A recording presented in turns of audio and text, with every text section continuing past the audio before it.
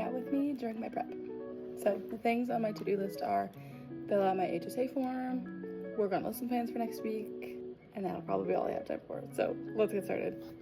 So I have my HSA form here, and I'm just gonna work on filling that out really quick.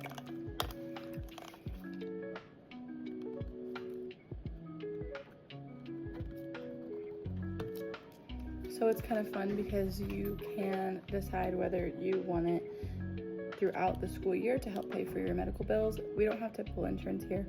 So you can decide if you want it to be throughout the year to help pay for your reimbursement for your medical needs, or you can get it as like a whole stipend payout. So I'm opting for the stipend payout because I don't often have to go to the doctor. So that's just the route that I'm choosing to go for this year. Done. Let's work on some lesson plans. So we actually are on Friday of the school week. This has been the first full week of school. So where I'm at, we actually do a whole week for the first week of school.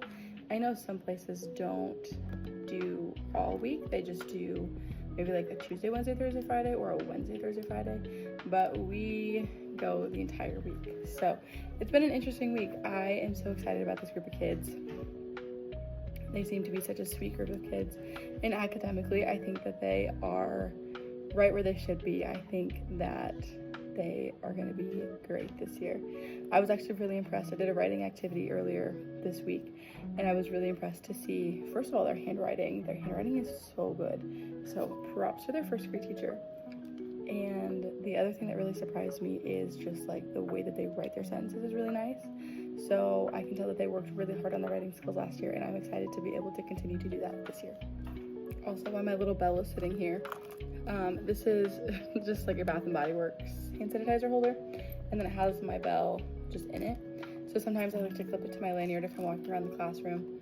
So if you haven't heard about like the bell strategy for classroom management, basically all you do is you ring your bell, and then for me, I have my kids say, hands on top, everybody stop.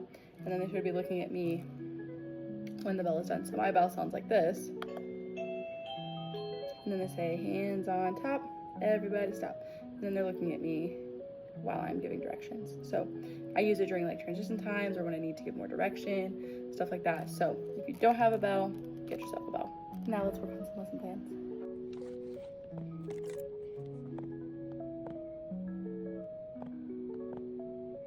Thanks for spending my prep with me.